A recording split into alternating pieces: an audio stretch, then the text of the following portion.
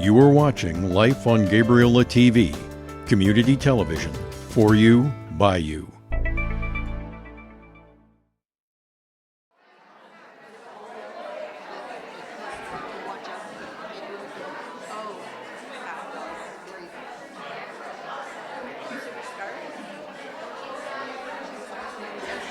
Untitled ACM Nasiaya, ECM Nishqualaqua, ECM Nasalhuane, Aikwanasilam Nala, Enthapat Satasia, Tracy White, Tanaswanitham Alt Nisquish, Tan Eatsan at Snuneymuxw Equamluch at Upachesit.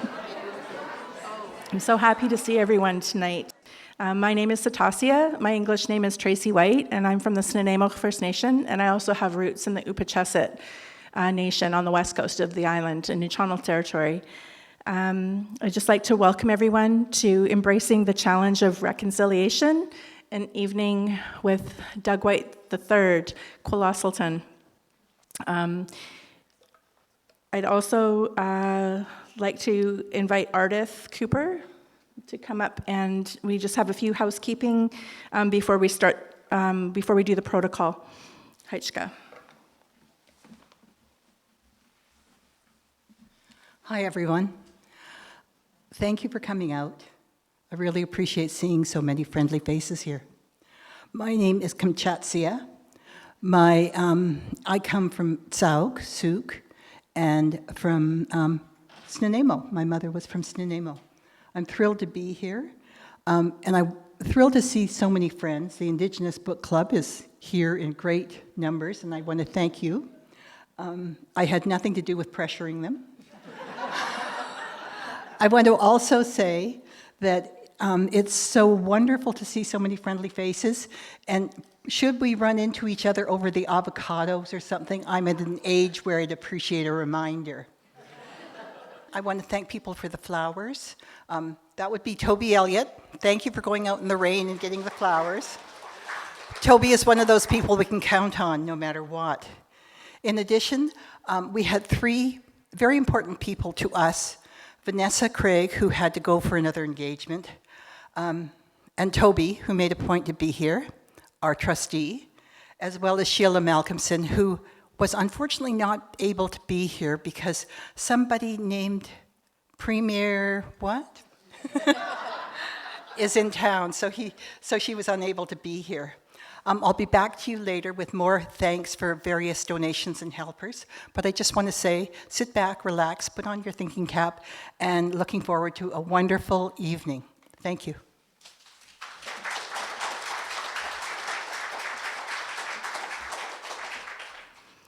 And now I have a super cool honor to introduce my father to do the Welcome to the Territory. At Breaking Bannock, our program with the Gabriola Arts Council, we think it's really important when we invite people I'd like to say thank you to Lorna Johnny, who made the awesome Bannock tonight. I hope you enjoyed it. And that's one of our teachings in our culture, is you always have food served. And I hope, and then the other teaching we have is we always start things in a good way. And that's a part of protocol. So I'd like to introduce my father, Hansawius, Doug White Jr. We have a few Dougs in the house tonight. My dad is Doug White Jr., and he's from the Snuneymuxw First Nation.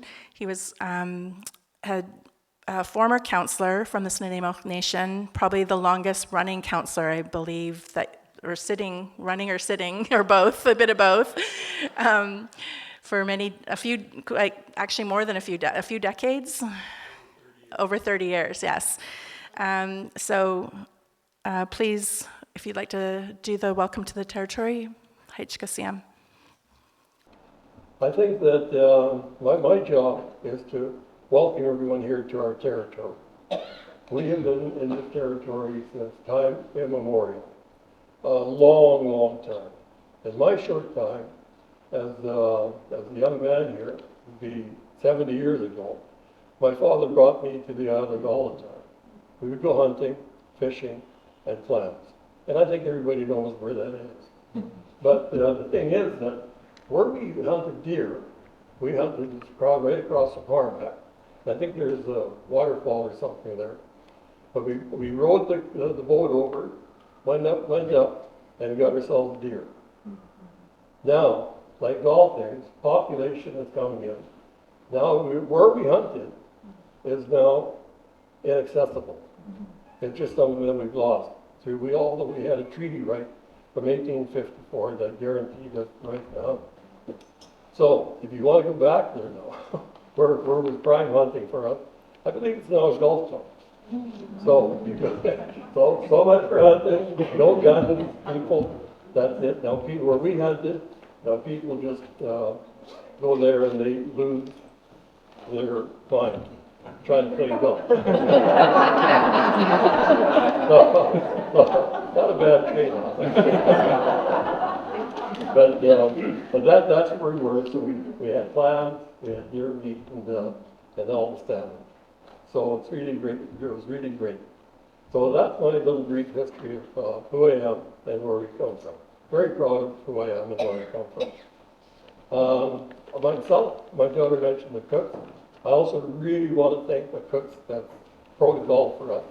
We have to thank the cooks. They bring soup.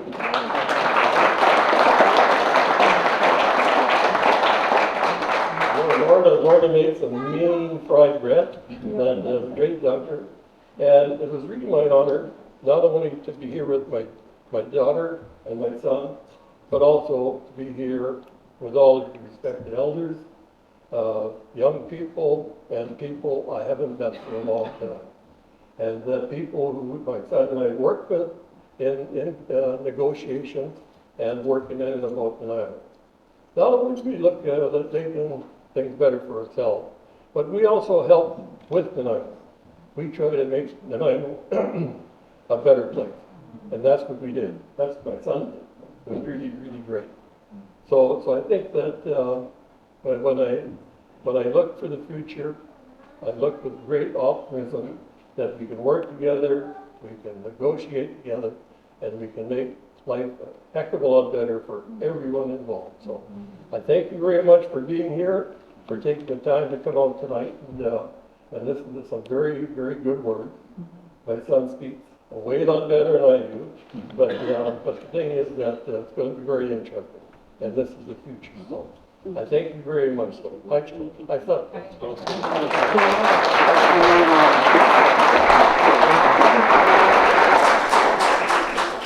Haichka Siam, Haichka Main. I'd like to ask Ardith to return to introduce Brenda, please. Haichka.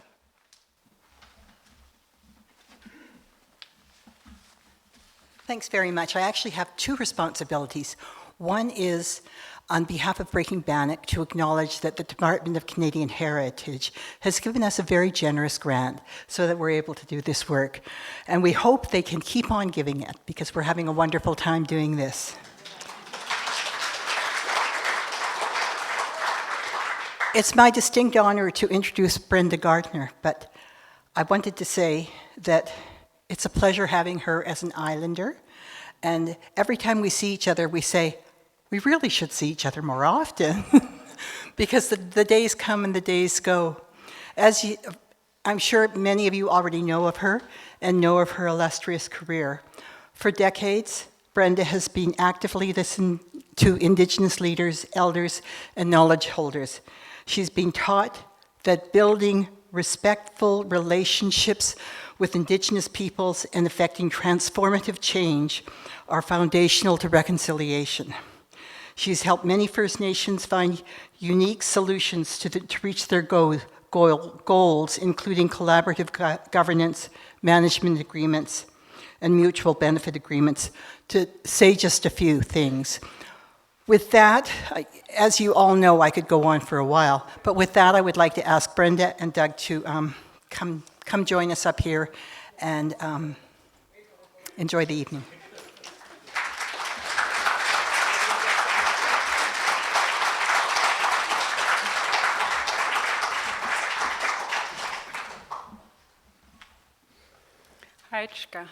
Haichka Siam. Thank you so much for the wonderful welcome and the opportunity to be with all of you tonight. Thank you for coming and filling this room on a cool, wet September day. It is an honor to be asked to introduce Kwulasultun.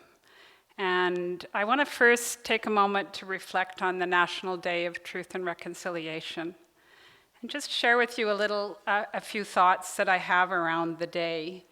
It's not with little work that this day has become marked on your calendar. It's decades and decades of work by people. The Truth and Reconciliation Commission worked hard in communities all over the country to create a textbook full of recommendations on how we non-Aboriginal people can take on the responsibility of reconciliation.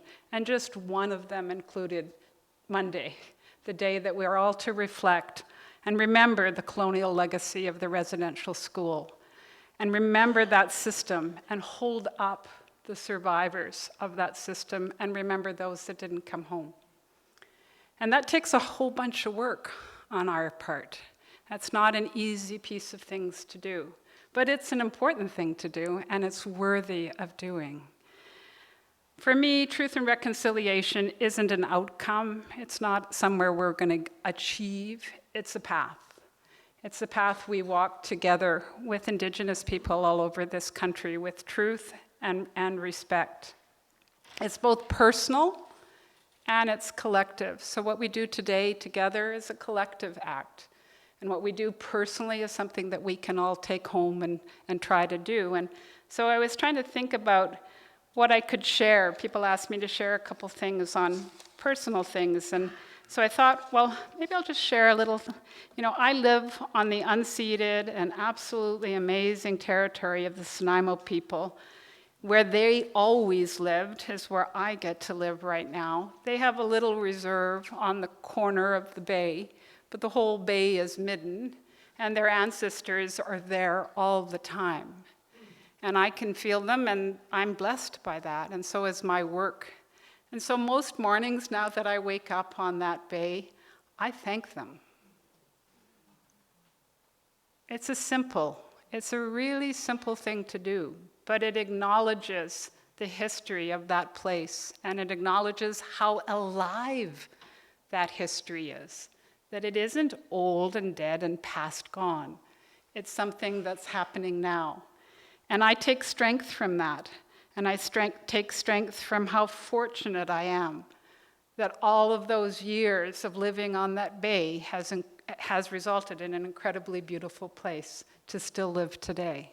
And I welcome every time when I see them on that bay. And last year I saw the children jumping off the reserve at the end, and I was just so full of joy. I almost ran down and hugged them all, but I held myself back. So now I'm going to turn to what I was formerly asked to do, which was to have the honor of introducing Kwulasultun. And Kwulasultun is Doug's Coast Salish name. Doug also carries a Nuu-chah-nulth name, and I learned in preparation that he carries a name from the Métis Plain Cree also. And it's not for me to teach you what that honor is, but the fact that he carries 3 names and he carries the responsibility from different places reflects the honor that he holds in the world. Doug is a member and a former chief and councillor of the Nanaimo people. And he's also a practicing lawyer, and that's where our work together started in some ways. But I wanted to share with you where my path with Doug first crossed when he was a key person, back when we were holding meetings in the Aggie Hall and the community center and various places, so that he was on a team that was doing outreach with Gabriola for the treaty process that Nanaimo was in. And some of those meetings were very uncomfortable. It was back in the late 1990s and early 80s, 2000. I'm a little bit older than Doug, and I had already been practicing in this area for quite a while. And I wondered what Gabriola was going to be like. I hadn't really come out in Gabriola in terms of who and what my work was. but both those meetings were hot sometimes. And I was just impressed with Doug. I watched him, and I watched how calmly he checked the room and how he could work the room and how he could advise those from Nanaimo. And it stuck in my mind very deeply. The next time I really got to hum with Doug was Mandel Pinder, the firm that I helped form that works on behalf of Indigenous people in this province, was incredibly fortunate when Doug decided that he would article with us. And so he was an articling student, and I got to hang out with him and learn from him. And I have a number of highlights of those moments, and I'm not sure if Doug remembers, but I've done a lot of work in fisheries, and I've assisted nations throughout this province on fisheries matters. And one day, Doug and I took a drive out to the Stalo territory in the Lower Fraser. And I've been working with them for a long time on very contentious fishing issues. And the discussion on the trip home with Doug was something I hope I never forget. And we talked about fishing. And we talked about how central it was to being Indigenous. And we also talked about the responsibilities, not just the right to fish, but what it means to carry the responsibility to fish and how that is integrated. You know, it's the Shema word, that non-Indigenous word that talks about rights. And those are really important in our legal system. But in their world, Doug talked to me about responsibilities and what the responsibility to fish means and what the responsibility of leaders are and how they carry them. And I talk about that a lot now, and I credit Doug. And then I remember the discussions we had on the Douglas Treaty and how the Douglas Treaty works, Doug. Like it's one thing to know it, but it's another thing to have such an historically important and unique agreement and let it work you. And Doug has let it work him. And so he speaks and studies and is an expert on the importance of the Douglas Treaty and what it means in a modern context. Getting to know Doug has been not only getting to know his career, which I'll tell you a little bit about in a few minutes, but getting to know how hardworking he is, how deeply committed he is as a husband and as a father and as a son and as an uncle and a nephew. Doug is integrated in his community and works on behalf of people all over this province. And we are so lucky to have him tonight. And you know why we have him tonight? Because there's an election. And why, you might ask, why is that? Well, during an election, the province and those that assist the political leaders go into what's called an interregnum, and they're not allowed to work. So Doug has a little space in his calendar. Otherwise, he wouldn't be allowed to be here, I'm sure. Well, he'd be allowed to, he just wouldn't have space to do it. All right, so I'm almost done. In 2008, Doug was called as a lawyer, and he stayed with Mandel Pinder barely 2 years. I don't think we had him for longer than that, and it was no surprise. He had to come home, and he had to work on behalf of his people and directly, and that's where he needed to be, and he was chief for that period of time, and as soon as he became chief, he was immediately on the First Nations Summit Task Force and on the BC First Nations Leadership Group. And for those of you that are familiar with these types of organizations, those are important provincial organizations and important leadership, and Doug went from being a chief to immediately on that. For somebody who watches people, I immediately saw that Doug was not only going to be a leader in his community, he was going to lead in the province of British Columbia, and I wasn't surprised. During that period of time, not only was he getting married and having children and beginning to raise them, he was the director of the Federal Nanaimo Port Authority. He was a commissioner for the BC Housing. He chaired the First Nations, BC First Nations Justice Council, another position he took very seriously. I remember bumping into him at a conference, and he was just being worked so hard by that council. Not in a bad way. I don't say that in a bad way. Working Doug hard is a good thing. It's a good thing for our whole of our province.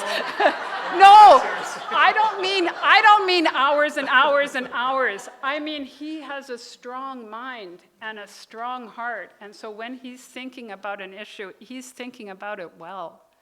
and on behalf of many, many people. That's what I mean. And that's why he had to stop all of this work, because Premier Eby thought it was wise to take on a new position. And in November of 2022, Doug said yes to letting go of all of that work and becoming the Special Counsel to the Premier on Indigenous Reconciliation. That is the first time in my history, which is 40 years of working in this province on these issues, that the Premier had a Special Counsel to him.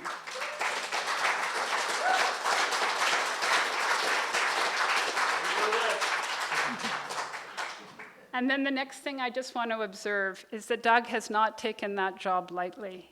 If you think about some of the successes that have happened over the last 2 or 3 years, for example, the Haida Agreement, the Haida Title Agreement, that is not something that the Premier of BC would have had an easy time convincing his people to say yes to.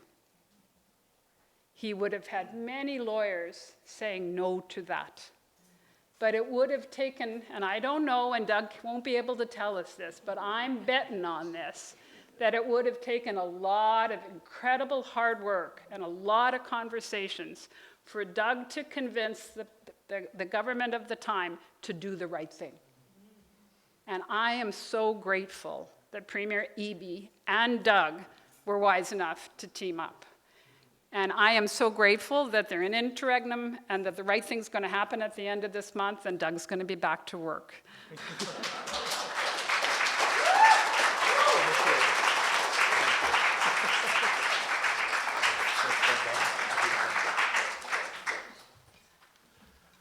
Well, thank you so much for that, Brenda.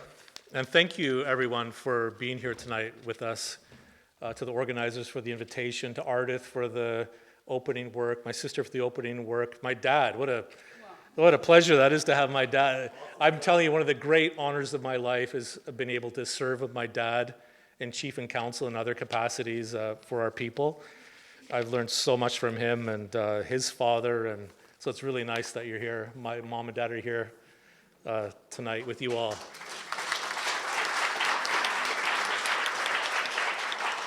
So, we're talking about a very big topic in our world tonight, and so I'm honored to share a few thoughts about that. I find it to be, let me first say, I spoke with Sheila earlier today. She texted me this morning and said, I'm so sorry that you and the Premier are on stage at the same time in different places in our region. I'm like, it's just unbelievable the way this has played out. And you know, how campaigns function and how they work.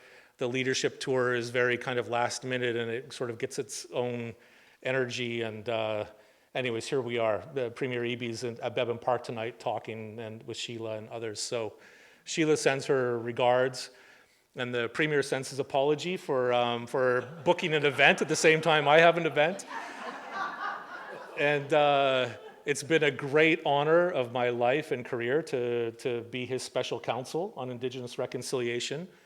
I just want to be crystal clear about the fact that when the writ dropped, we no longer effectively have a Premier as a matter of law in the country and in the province, and that means I'm a Special Counsel to no one. So my role also fell by the wayside for this election period. So I'm here in my personal capacity with you all tonight. Yay. So let me tell you, Brenda, thank you so much for that introduction. And so wonderful to see people like Catherine and Lisa and others that are here tonight. I want you to know first and foremost how much I love this island. Oh, I love Gabriola. Like Dad was saying, right? Same thing for me when I was growing up. I spent a lot of time over here with my grandparents too, Grandpa fishing, and we go down to Indian Point where the reserve is at the southern end of the island. Spent a lot of time. My Fran is here, Fran Rikalma, my Uncle Howie's wife. My Uncle Howie and my cousins, right? Like they have property over here, and we spend lots of time in the summers. This is a very special place to me. Personally, it's a very special place to the Snuneymuxw people, but it's very special to me. When my oldest boys were little boys, we lived on Thompson Road for a period of time. My ex's father, so Ilsa Hill, her father, Dr. Larry Hill, had a property on Thompson Road, and We spent, I think, about a year over here living here, and I just really enjoyed that time.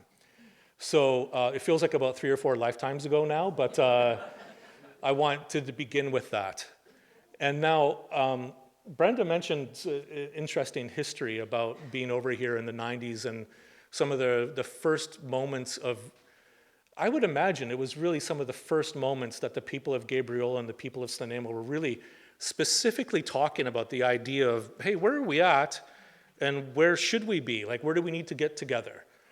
And as she mentioned, it was a little bit sometimes difficult conversations. Certainly it was a long time ago. My gosh, that was like, 25 years ago.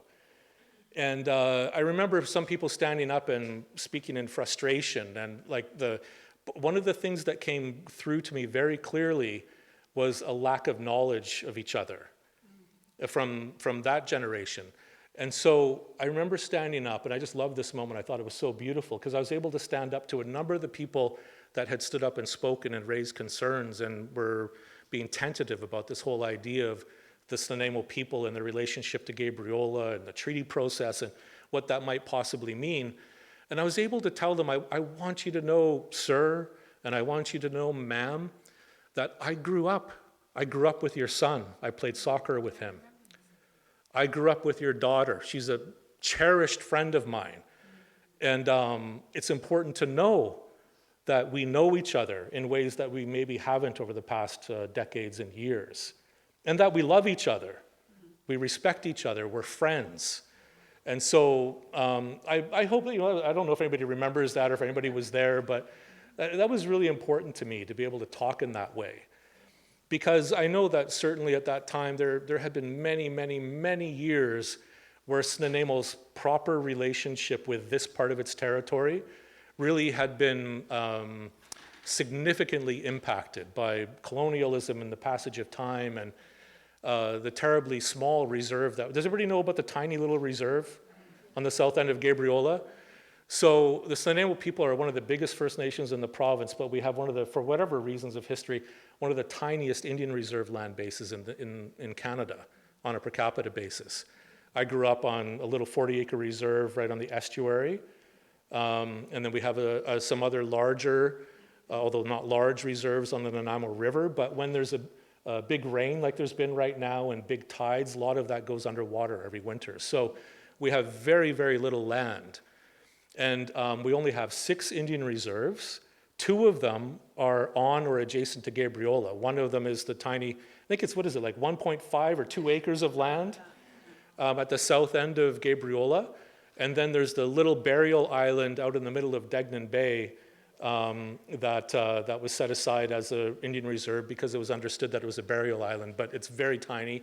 I'm sure many of you know it there out in the middle, out in front of where you live there. But absolutely important history that we have that my dad spoke to.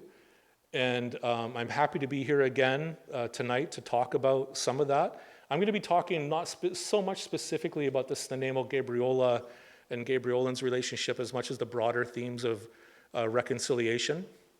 Brenda also spoke about some of the important work that's happened in the country over the last number of decades, where I've always thought about it as Canada is starting to finally get to a place where the people of Canada need to grab a hold of the reins and shape what this country is and what it needs to be in the future.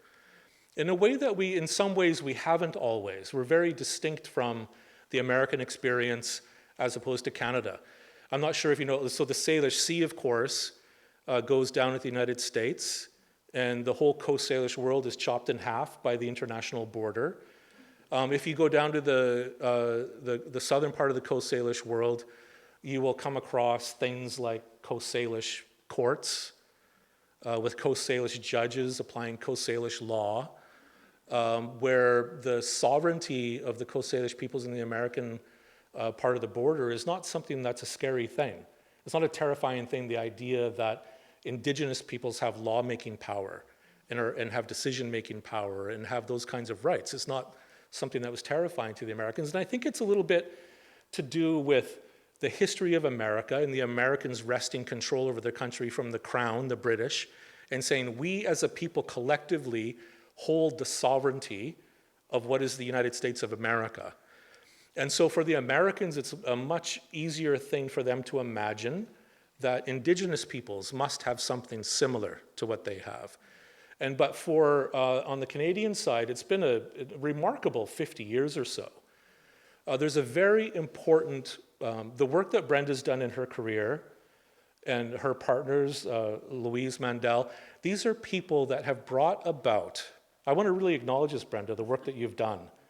Not many people can stand up and say, I have brought about an entire area of law in the way that Brenda and her partners can say they have done at Mandel Pinder. Like, this is remarkable. Before their work, you know, there was very little substance in Canadian law about Aboriginal rights and treaty rights. Very, very little to work with. They worked tirelessly over decades with the nations that they were working with to bring about an articulation of a whole body of law. Incredible, incredible work and achievement. And now it's been something that has driven the legal work that they've done has been such an important driver of political developments, where I suppose you could imagine that sometimes on the political side, government side, there's politicians decide that they either have too narrow of a window in terms of decision-making and governing with election cycles to be able to do big, huge, transformative work, or they don't see the electoral benefit of it, but that there is, and so we did not ever make a lot of progress on that side in and of itself, but with the legal work and the legal imperatives that were laid down and established over decades, it's always been a very important driver of reconciliation in our country, of the political developments. So we have a very important stream of legal work that's been unfolding for decades. We've had very important streams of political work, realizations, like you think about, do you remember in 1969, the year that I was born, then Prime Minister Trudeau and his Minister of Indian Affairs, Jean Chrétien, they put forward an idea in the white paper of 1969 that there should be no distinct rights in this country. The idea that Aboriginal peoples would have different rights than other Canadians is an idea that doesn't work for the way that they envision and imagine this country. And so the white paper of 1969, its very basic core idea was that those rights, that Indians as Indians would cease to exist, that the Indian Act would be erased, and that this idea of Aboriginal and treaty rights would be wiped from the history of Canada, and certainly from the future of Canada. Prime Minister Trudeau called Aboriginal rights historical might-have-beens. So that was quite an incredible statement. And of course, it led to very important political developments on the Aboriginal side. It led to the development of the Union of BC Indian Chiefs. It led to the articulation and further development of the Native Indian Brotherhood and the Assembly of First Nations entities. It brought together and coalesced the advocacy of First Nations across the board. So very important impacts. And then we get to Tom Berger. So my father's father, Chief Doug White the First, he was the chief in the 1960s. His cousin Clifford White and our relation David Bob from Snuneymuxw were out hunting in the summer of 1963. They were charged for hunting deer out of season under the Provincial Game Act. And they were convicted at trial. And then Tom Berger was brought in to bring that first major Aboriginal rights case, treaty rights case, all the way through to the Supreme Court of Canada by 1965. So an important part of the political work supporting that very first legal intervention, now remember that from 1927 to 1951, it was prohibited by the Indian Act for First Nations to hire lawyers. That law was dropped by 1951, and by the 1960s, this became the first major case about a decade later. Tom Berger, and I asked him, I had a chance to sit down with him years ago, and I said, I don't know how you did this, but where did that come from, all of the arguments in White and Bob? Because in the first instance, his argument was that there is in fact a treaty, because the Crown's position was that there was no such thing as a Douglas Treaty from 1854 with the Snuneymuxw. So in the first instance, Tom Berger's arguments were, and he brought the provincial archivist Willard Ireland and the provincial anthropologist Wilson Duff to bring the treaty out of the archives and to tell the story of what it meant, that there was in fact a treaty, remarkable work. What he said was that if you disagree with this first line of argument, my secondary argument is then to talk about the Aboriginal title and the Aboriginal rights of the Snuneymuxw people. If you don't agree that there was a treaty, then we're going to talk about Aboriginal title. So it's up to you what you want to talk about. And we won on the treaty side. And but one of the other major political, so the two of the main political leaders were Chief Doug White from Snuneymuxw, and then late Wilson Bob from Snuneymuxw. They're the ones that really drove this work and this appeal and the support of it. Supporting them was Guy Williams from the Native Brotherhood, a remarkable, it was a fishermen's union on the surface, but it became the incubator of advocacy during that time period from 27 to 51. And they supported the work financially. And one of the other major leaders of the time was Frank Calder. So Frank Calder was a major supporter of the White and Bob appeal and litigation. And then, of course, so Frank Calder and Tom Berger then went on to talk and say, look, we wanted to, maybe we should talk about an Aboriginal title case for the Nisga'a people, which is what they did. Starting in 1969, they had the trial decided by the Supreme Court of Canada in 1973, which is then when Prime Minister Trudeau said, well, I think I might have been wrong about what I said about your rights. And so maybe we do need to get on with the reality of Aboriginal title and Aboriginal rights and start to negotiate those on the political side. And so this opened up in our country very important pathways. I was giving a talk years ago, I don't know how long ago now, at UVic on the Douglas Treaties and at UVic Law School. And I walked into the room to prepare, and I looked over and there's an elderly gentleman sitting there. And I'm like, oh my gosh, like I got there early to prepare.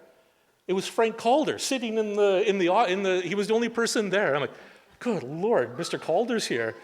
So my heart started pounding, and I went up to him like, Mr. Calder, I'm so honored that you're here. And he said, oh, I would never miss a talk by my old friend Doug White. He thought it was, he went there to hear a speech from my grandfather. I'm like, I'm so sorry, it's me, I'm Doug White III, and I'm the one giving the talk today. He started laughing, he's like, oh, that's just wonderful, I'm so happy to be here. But there was Frank Calder, a towering figure in our history. When it came to my speech, I'm like, wow, he was there to hear my grandfather. It was so awesome. But all of the sort of confluence of incredible people working hard over decades and generations to bring us to where we're at today, and to shift and to change the politics and the nature of the discussion. And the legal and the political have been so important in this back and forth between them. And so such essential, groundbreaking work that Brenda and her partners and others have done in that time period and continuing to this day. It continues to be critically important. Pushing, articulating the law, driving and pushing the politicians, giving them the courage and the imperatives and the direction they need to do the right work. And then at the same time, in recent decades, there's been very important work in Canadian society about reconciliation. And this too is, in some ways, is born out of the legal system pushing for, and some people from Snuneymuxw as well that were involved in the Alberni residential school and what happened there, leading into the Plint litigation, or the prosecution of Plint, who was in the residential school at Alberni. And that led to other residential school survivors pushing to hold people accountable, ultimately leading to class actions that ultimately led to a settlement in the Truth and Reconciliation. That part of the settlement was the establishment of the National Truth and Reconciliation Commission. So this was very hard and important work in our country. You remember, grueling stuff. You know, this is This is not stuff that we talked about in our homes, in our communities. But why? Because this is painful. Who wants to talk about that stuff? Painful, ugly things happened, and nobody wants to talk about that. And yet here we are, as part of the settlement, establishing a truth and reconciliation. We better sit down and talk about and hear what happened, to lay down the truth of what happened and to understand that aspect of our history as a country, and then understand where do we need to go from at this point. I always, when I think about this, I feel that we owe so much to the courage of those survivors that stood up to talk and to share. There was well over 10,000 testimonies across the country of residential school survivors. I've looked and seen other studies of other truth and reconciliation commissions in different parts of the planet, one in West Africa, where some psychologists from Ivy League universities went there to that country to say and to inquire into how's everybody doing, having gone through your truth and reconciliation process, how is everybody doing in terms of mental health and well-being? And what they found should be pretty obvious and clear to everybody. For the people that were the victims in the horrors of that country, them participating in the process came at great cost as a matter of mental health and well-being. Significant spikes in PTSD, depression, anxiety, all of this. So, I think we have significant responsibilities and obligation to yet another expression of courage of those survivors, the fact that they stood up and talked. Because when they stood up and talked, it came at a great price. It brought up all of that trauma. And that's true, too, of the prosecution of Plint. One of the plaintiffs did not survive through to the sentencing. He committed suicide, having struggled with the things that he talked about and testified to. So as a society, we went through that process, and I think that we owe significant obligations and responsibilities to the survivors to take that work seriously and to make sure that the recommendations that came out of it are part of the fabric of the way that we're building our country going forward. I mean, obviously, we don't ever want to see anything like that happen again, and we don't expect it to.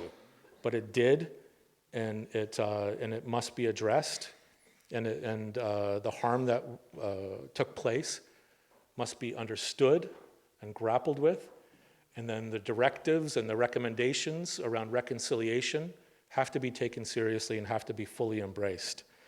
So that social work there, and then the work also in society about the murdered missing Indigenous women's inquiry, that also was another major dimension of the work as a society of grappling with and understanding. I think all of this together, all of these different streams of work in the legal, the political, and the social side, they all, I think, bring us to a really remarkable moment in our country's history where we have to be grappling with and asking ourselves the most basic and fundamental questions about who we are as a country, and who we are as a society, who we are to each other, and how we want to be, how we want to live in the future. So, remarkable moment, powerful moment. I want to talk a bit about time as chief and the way that I was raised, because this is a time period when we're still in survival mode as people. And so when you're in survival mode, you're sort of trained to fight and to protect. And I grew up like you got to look after your cousins, right? In the school system and in the city and the town. You got to look after each other. You got to look after your people from your nation. Always protecting and fighting. I mean, that was just the mode. I grew up in South Nanaimo as a Aboriginal kid. You grow up fighting. Part of the reason why we love lacrosse is a great training ground for fighting, right, Dad? So you got to know how to look after yourself. What an ugly time, right? It was not nice. It was not fun. But you learn about that stuff. When I was younger, my Uncle Hugh Breaker became a lawyer, and that was an inspiration. And when I went to law school, I'm telling you, I went there to learn how to fight. I didn't go there out of some idealistic thing about loving justice. Or I need to equip myself with the tools I need to protect my people and to fight for them. And so that's why a major part of the reason why I went to law school. And so when I became chief of Snuneymuxw a number of years later, after having spent a couple of years at Mandel Pinder working with Brenda and Louise and Chloe Ostrove and the others, further deepening in my understanding about different ways to work and support and advocate, it was an amazing, eye-opening thing to sit in as the role of chief of Snuneymuxw in that position of responsibility, where it is, to this day, it's the most grueling job or work or role I've ever had in my life. Unbelievable in the way that it can be all-consuming, and where you're responsible for the people that are most vulnerable in this country. Holy man, what a grueling job. I tell this story sometimes about the role and the scope of a First Nations chief. You know, where you sit with a mayor of a city, or you sit with an MLA or an MP or a minister, you about the scope of the work, like what are you engaged in and involved in? I'd say, like, when the most far-reaching role in this country is a First Nation chief and council member, because you're dealing with municipal issues, you're dealing with provincial issues, federal issues, international issues. You deal with the full range of it. And so I tell this story also just to explain the wide scope. I remember this one day, I got a phone call from Snuneymuxw elder. Chief, just calling up, there's something wrong with my toilet. And I was like, holy cow. This is part of my work, right? Someone's toilet is not working, so I got to help them figure out how to sort out their toilet.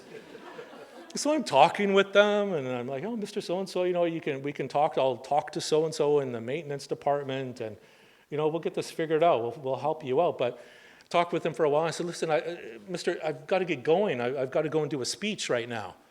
Oh, Chief, where are you at today? Oh, I'm in New York. I'm at the United Nations. I'm about to give a speech. And he's like, oh my God, well, Chief, I better let you go then. You go, you have and that's it, right?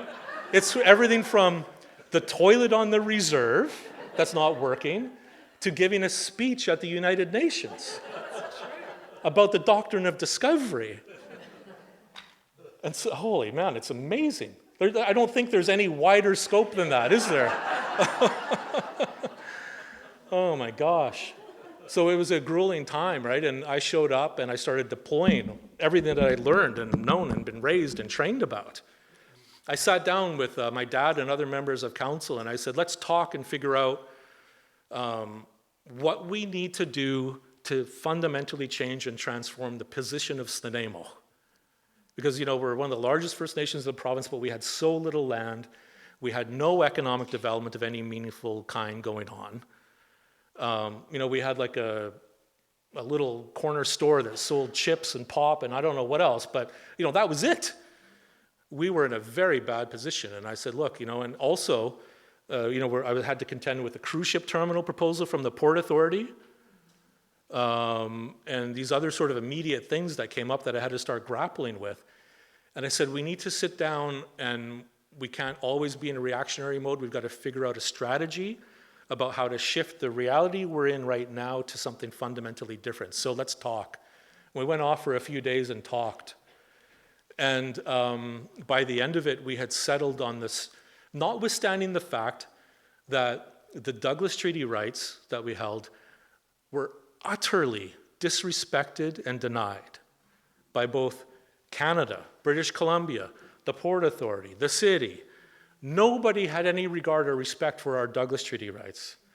Nonetheless, they are the most powerful legal rights that exist of any Indigenous people in this country. Remarkable. The incredible work in Saanich Bay Marina in Claxton that you guys did.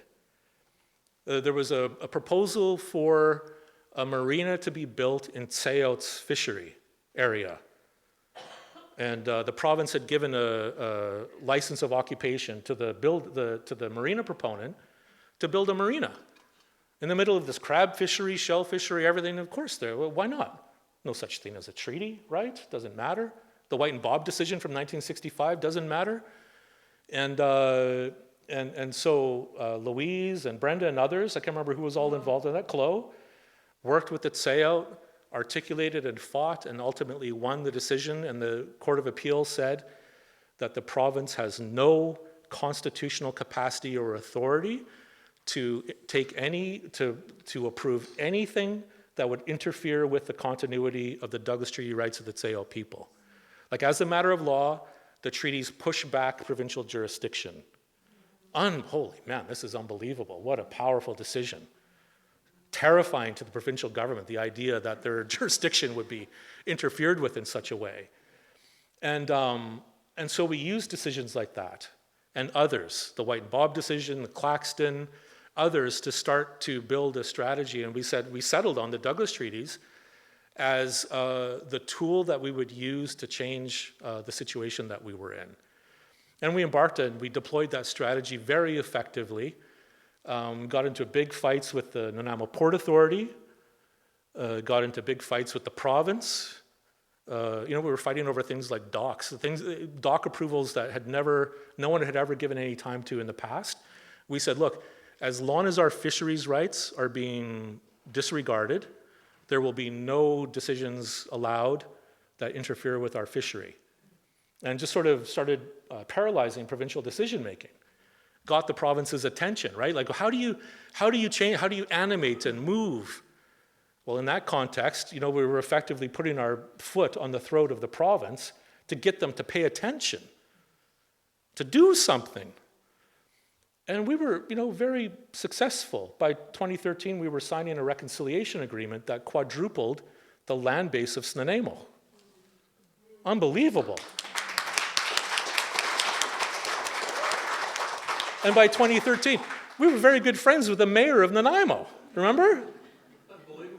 Yeah, it was like, holy cow, how did this... We went from total disregard and disrespect to really working in meaningful partnership. But something happened too on that day in 2013. I think it was in April 2013, if I remember correctly, when we were signing the reconciliation agreement. Very historic day in Nanaimo. For the people of Nanaimo, for the Snuneymuxw for sure, for the province, to take this step of entering into a new relationship.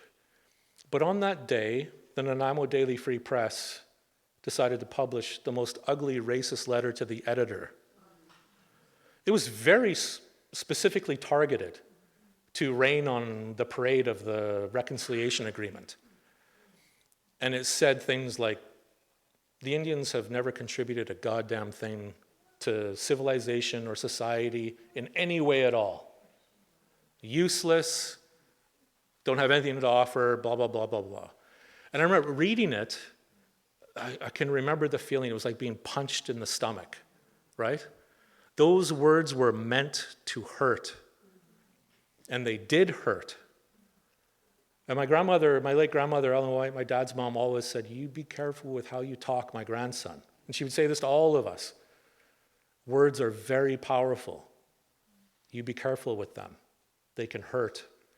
And for me, what hurt me the most that morning when I read that was I knew that my grandmother would do what she did every single day. She would start her day by reading the newspaper, and she would see that letter. She would read it. That made me feel sick to my stomach. So what happened? The next day, gathered up, got the Snuneymuxw together, got our allies, our relations on the island together, went to the parking lot of the Free Press to protest, to stand there and give speeches and wave our arms around and say, this is not right. For me, what was most important about that response was not that the Snuneymuxw were there, of course we were there, or our close relations. They were there too. But so too were some more distant Aboriginal leadership and people. So too then was the national chief, Ottenshut, Sean Atleo was there, came from Vancouver to be there. What was most important to me was that the mayor of Nanaimo was standing with us, and the councillors and the regional district members, MLAs and MPs. Most importantly, the people of Nanaimo were there. Half the crowd were the citizens of Nanaimo, standing there. And one of my good friends, Julie Chadwick, who wrote for the paper, and Cara McKenna, they came out from the office and said, "We're so sorry. This is just so embarrassing. We don't know what to do or say. We just wanted to tell you that we're so upset." And she told me later, she said, "So in the office at the Daily Free Press, while you guys are outside singing and giving speeches," she said, "the editor of the Daily Free Press was running around the office saying, 'This is a very dangerous situation. Everyone, you get in your offices and you lock the doors.'" And she said to him, "What are you, crazy? My parents are out there. This isn't dangerous." Her own parents were out, part of the crew, protesting. And so it really, that whole experience and what it was about, we held with VIU, Ralph Nilsson and others worked with us to hold community forums about racism and yada, yada, yada.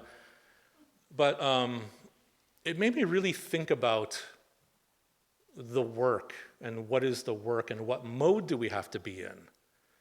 Because I realized that, somewhere in all of that mix came a big realization for me. And that was, I might be able to make certain progress for my people in the mode that I've been working in, which is fighting. Bare-knuckled sort of fighting. But I realized I would never be able to bring about the world I want for my children and grandchildren in that mode. Wouldn't be possible.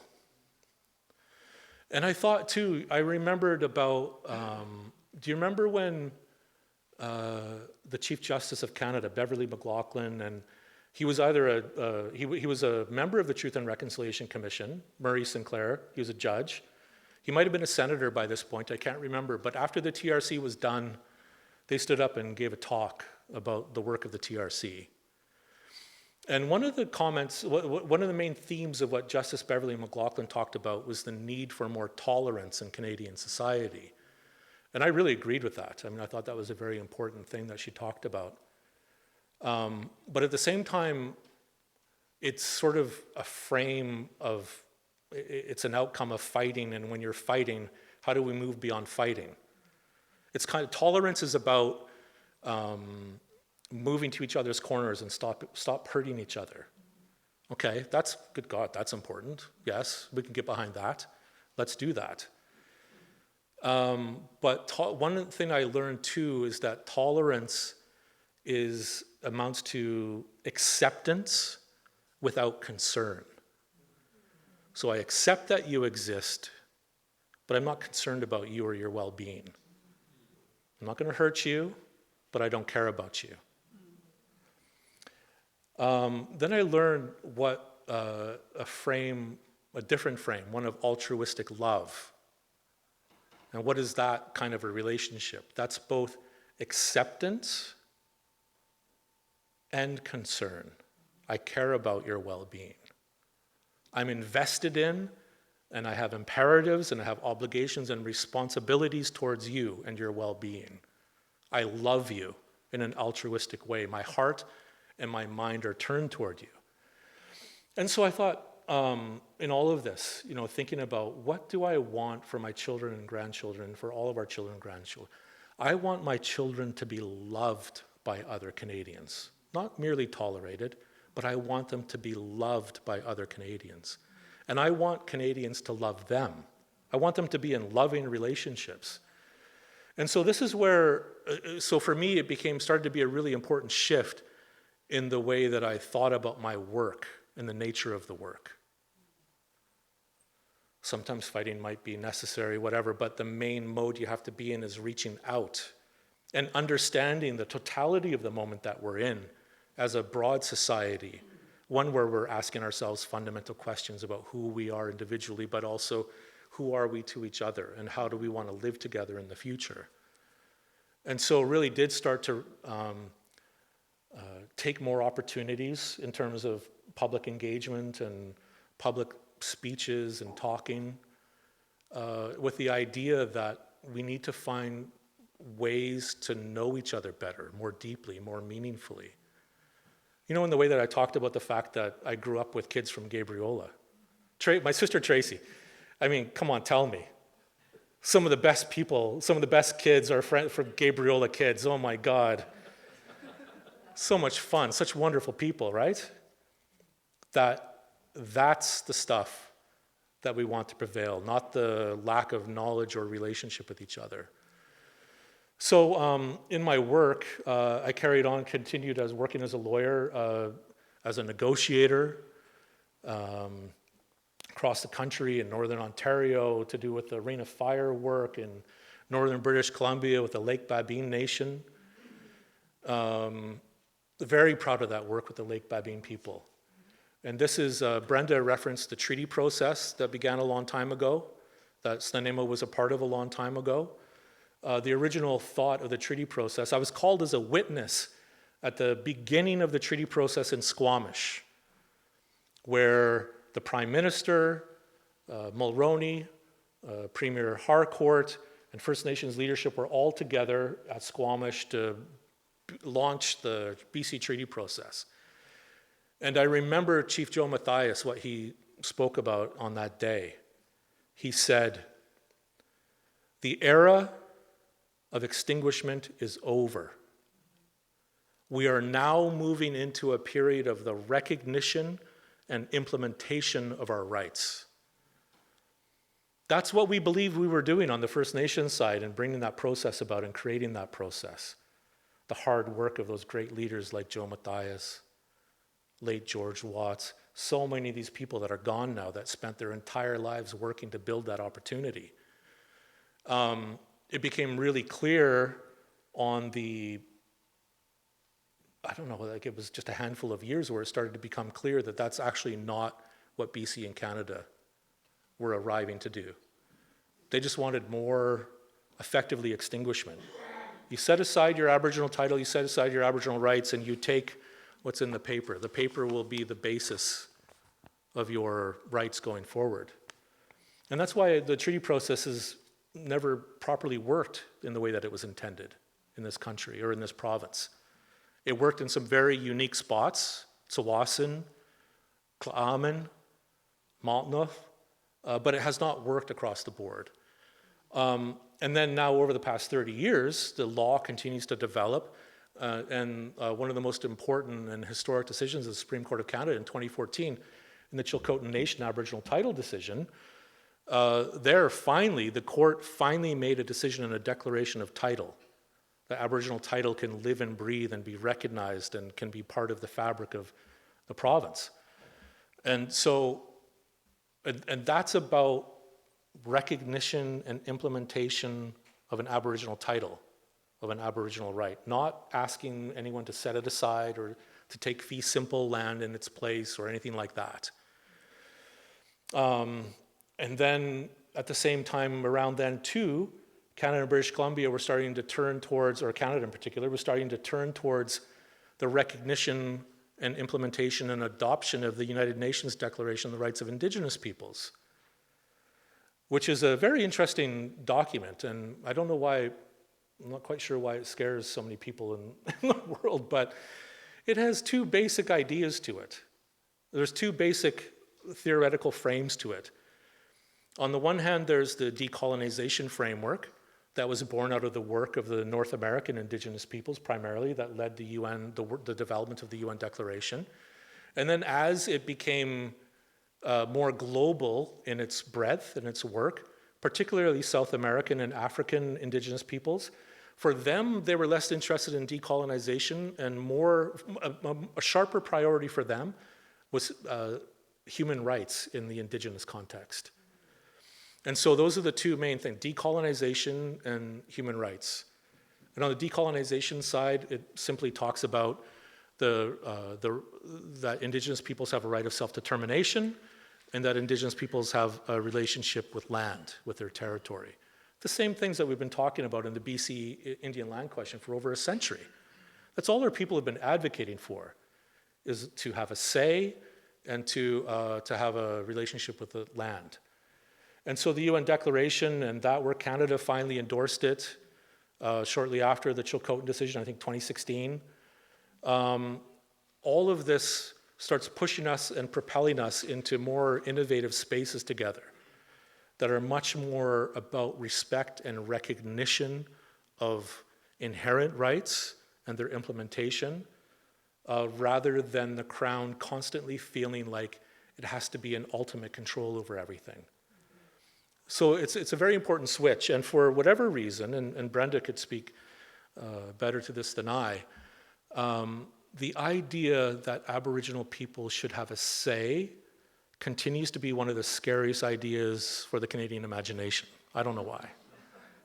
For some reason, it's like the boogeyman of Canada. And if you look at the whole body of Canadian Aboriginal law, you'll see that there's basically a big smoking hole in the middle of it. It's got, treaty rights are sorted out, Aboriginal titles sorted, all this stuff, the decision-making infrastructure and consultation, yada, yada. All of these things have been developed, but really at the core, there's a big missing part, and that is the right of self-determination and self-government. Even in the Chilcotin Nation decision, the Supreme Court, as recently as 2014, still really skirted around the issue. And they sort of framed the Aboriginal title, they leaned more towards private property than about a state's relationship with territory, which comes with the jurisdiction and all of that, decision-making about the landscape. But we've been taking steps in recent years, I think in part because of the lack of progress in the treaty process. First Nations, and particularly the province, have said, well, look, we can't just not make progress. Like the core issues that the treaty process was aimed at continue to be there. And if we don't make progress in some way, we're going to continue to be stuck in the mud in conflict.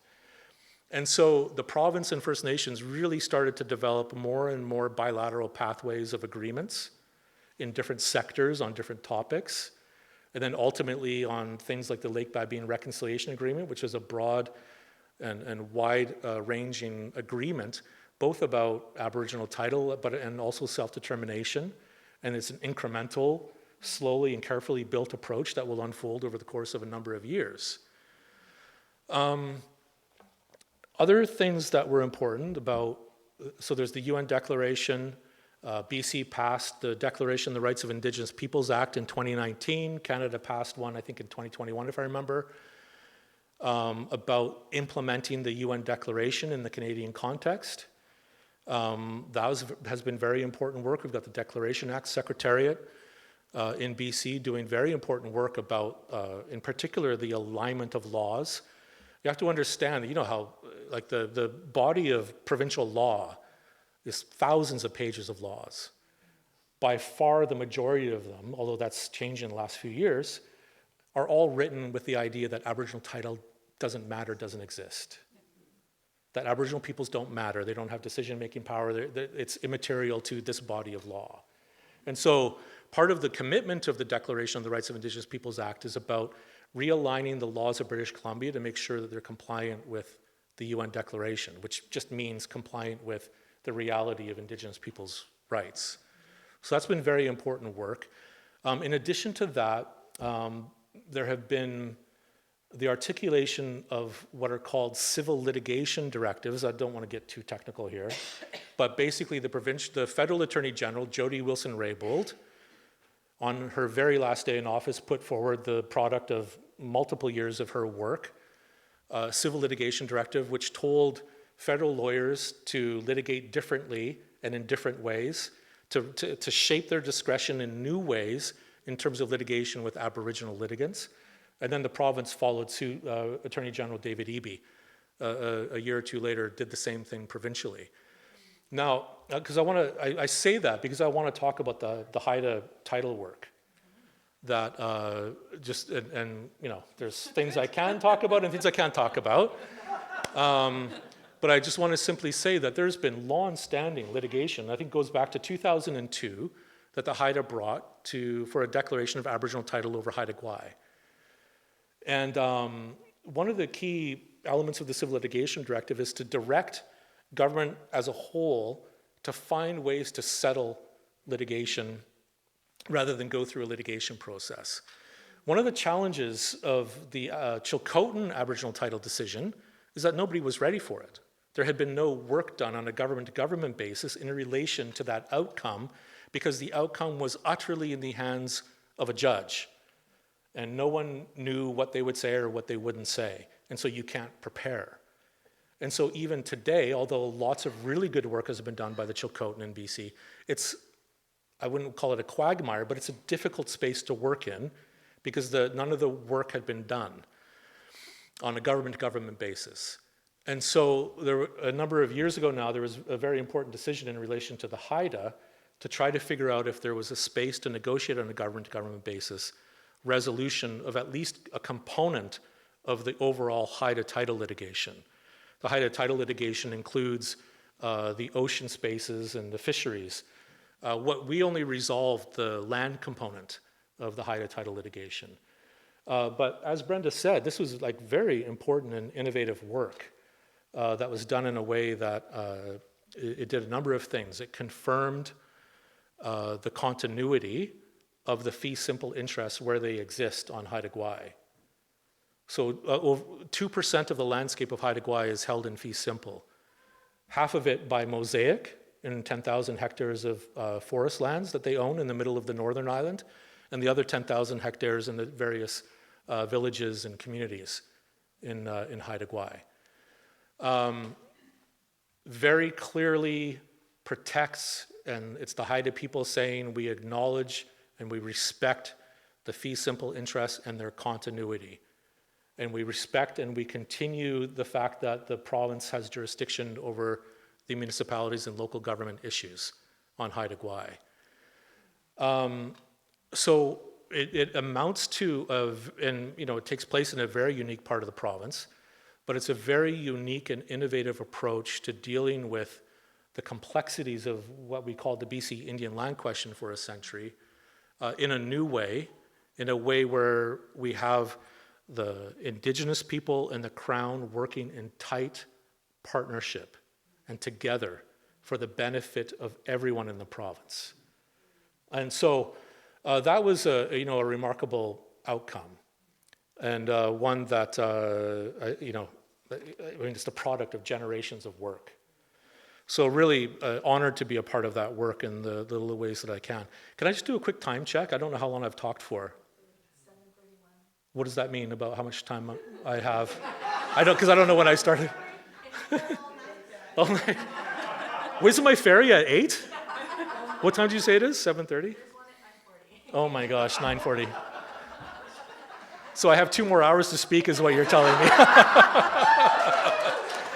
Nobody wants that. There's a question and answer period. Yes, Q&A. Nice. Yes, the Nanaimo bars, I love it. I wanted to talk about the BC First Nations Justice Council work because it's such important work and so interesting. Maybe I'll just talk about it briefly.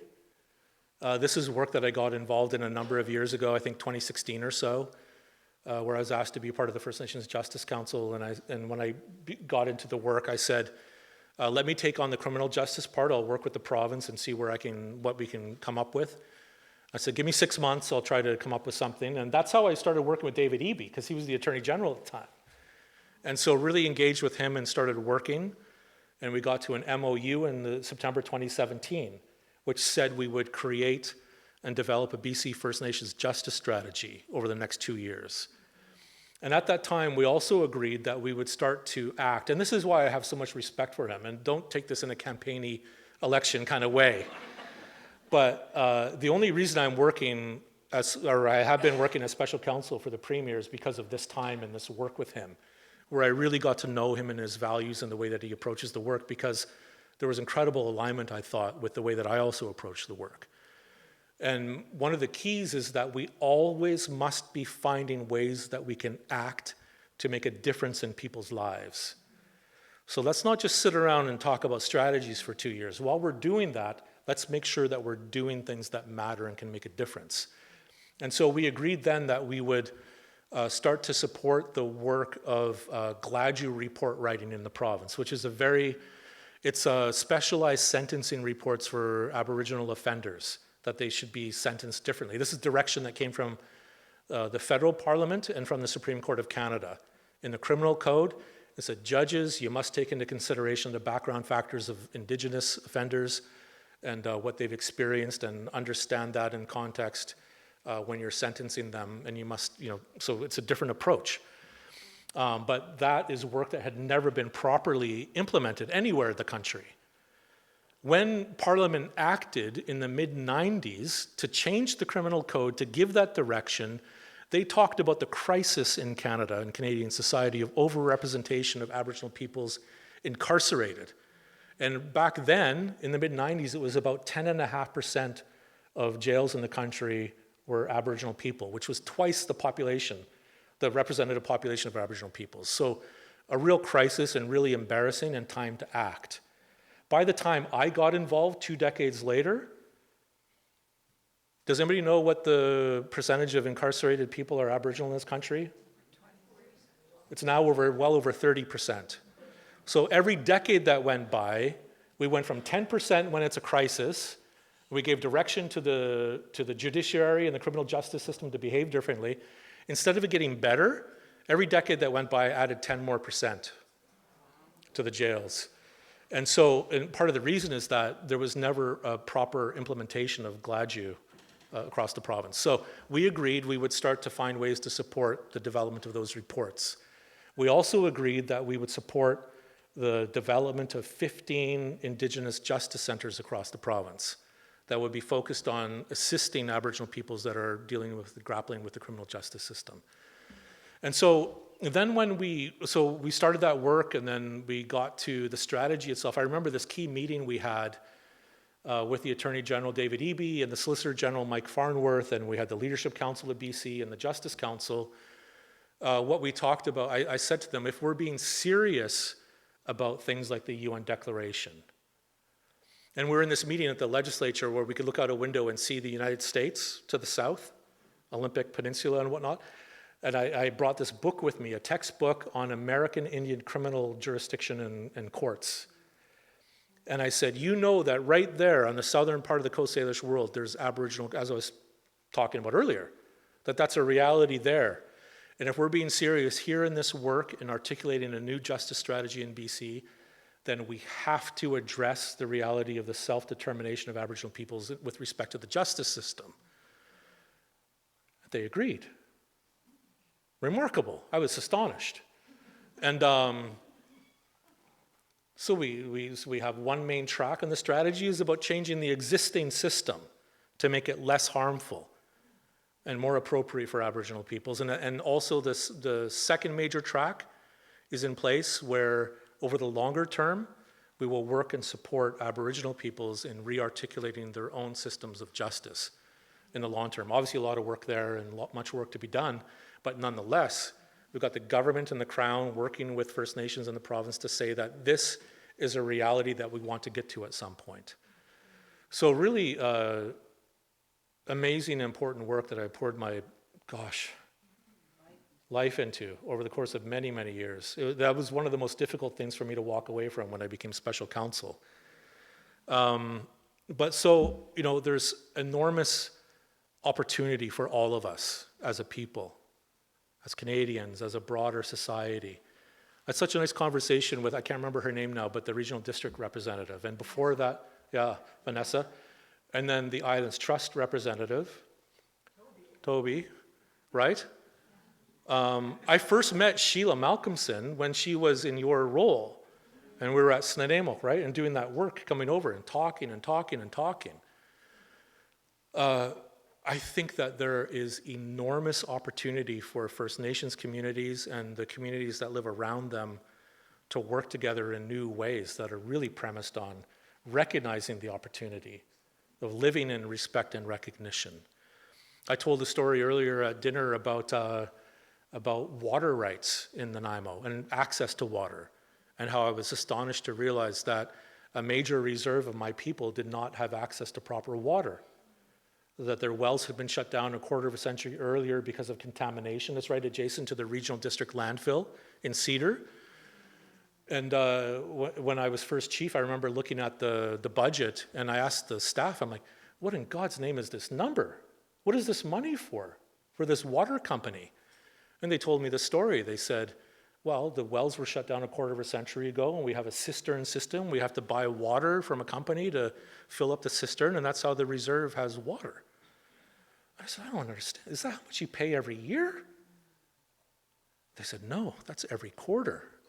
And I was like, oh my God, we could be building our own water system for this money. And so we worked with the city, right? The city wanted a water treatment facility in the mountains.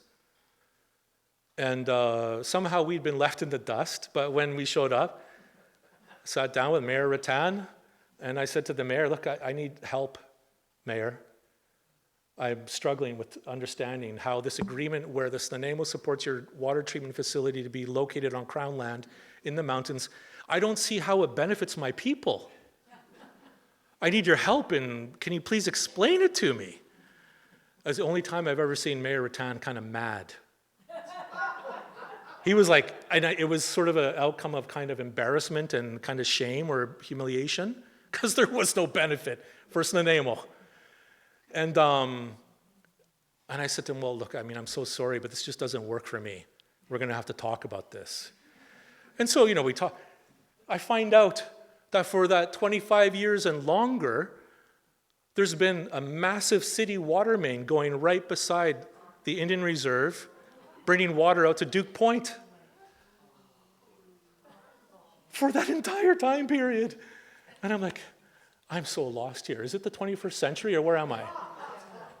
And are we in northern Manitoba, hundreds of miles from any water infrastructure, or are we in downtown Nanaimo, surrounded by one of the most sophisticated developed cities in British Columbia? And you know what that comes from, where that comes from? It's not just, one of the outcomes of the history of colonialism is the idea that we don't matter to each other. For the regional district people, the city people, they're like, the infrastructure of the Nanaimo Indian Reserve doesn't even come to mind for us because it doesn't belong to us. That's a federal issue. Why should we ever think about that or care about it? It's not our responsibility. It's not our jurisdiction. It doesn't matter to us. And yet here we are, people that have been living beside each other for well over 100 years. And some of them are like they're in northern Manitoba, far removed from any water system.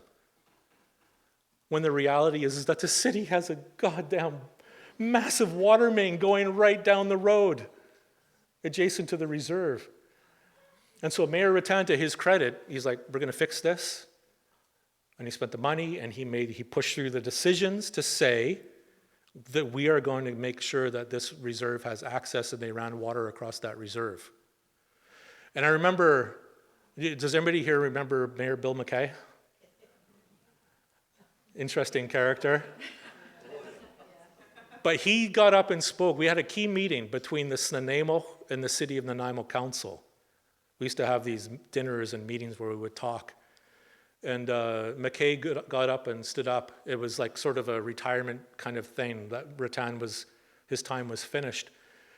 And he said, I want everyone to know that when I think this with all of my heart, like when I think about Mayor Rattan and his contributions, all of the work that he's done in this city over his time as mayor, that when history's written about his time as mayor, the singular accomplishment, the singular action that he took, step that he took, that will be remembered as being of historic significance and importance is the fact of the work that he did with Nanaimo and water.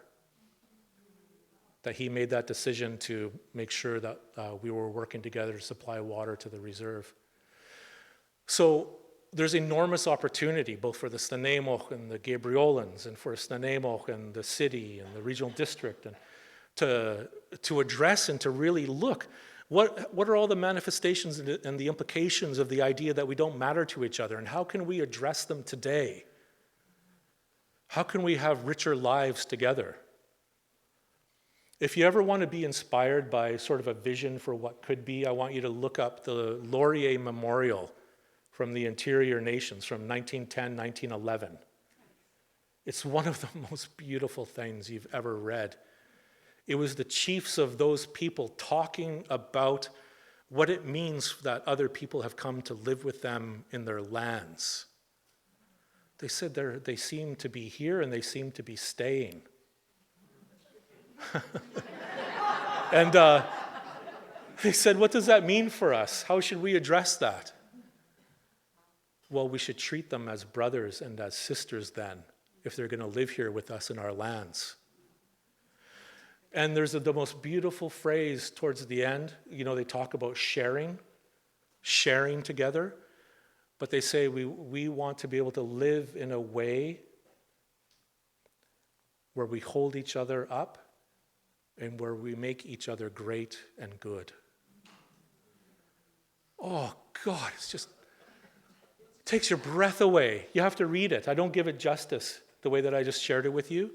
But when you read that and think about the potential, what could have been if people really heard what those people were saying in terms of a vision for the future, what it could have meant for our province, for those people, for all British Columbians, all Canadians. And I truly think that that's the kind of moment that we're in now, where we have the opportunity and the imperative and the obligation to imagine together those kinds of things, to talk to each other in that way, to sit down and really have a beautiful dialogue. You know, those kinds of conversations where you're a different person from when you sat down and started talking and engaging with someone, that through that conversation, you know you have been changed. You're a different human being by the end of it. Those are the kinds of conversations that I think we should be having. Looking at each other and really seeing each other. Not from the fighting mode that I used to be in and that I will be in again if I need to be, but not in that mode. I don't want to be in that mode. I want to be in one that's premised on the idea of love and acceptance and concern, right? My heart and my mind is turned towards each of you and your well-being, how you are, what kind of a relationship are we in, and how can we always be finding ways to do better. That's what I want for my children and for my grandchildren. That's what I want for all of you, for all of our children and grandchildren together. I want them to love each other, to be wrapped up in each other, to be concerned about each other's well-being. So that's the vision that I hold in my heart. I wanted to share that with you. It's a very personal thing. Don't want to sound too ridiculous or Pollyannish or anything like that, but it's truly what's in my heart about how I approach my work. And I'm just so grateful for the opportunity to be with you and share with you a few of those thoughts. So thank you to Brenda and to Ardith, to Tracy, my father, the committees and all of the people that supported this, the beautiful cooks, Lorna. What's the name of the person that made the soup? Dave? Oh, Dave. Hold my hands up to you. That's some beautiful soup. That's some good soup. Wow. And that's a beautiful thing, right? I mean, I can't even begin to tell you how many beautiful conversations I had sitting there, sharing a meal and talking with different people. I'm grateful for that. So thank you. Thank you, everyone, tonight for this opportunity to be with you. Haid Seepka. Haid Seepka siyama stimo. Thank you.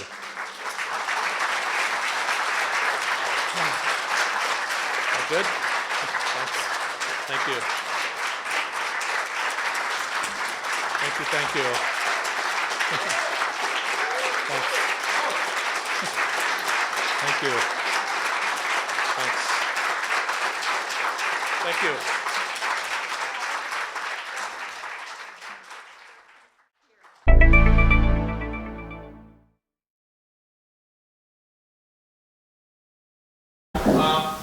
Was the issue for water access resolved with the Port Authority? There was a negotiation for land transfer, Yeah. but the Port Authority withheld to the high tide mark?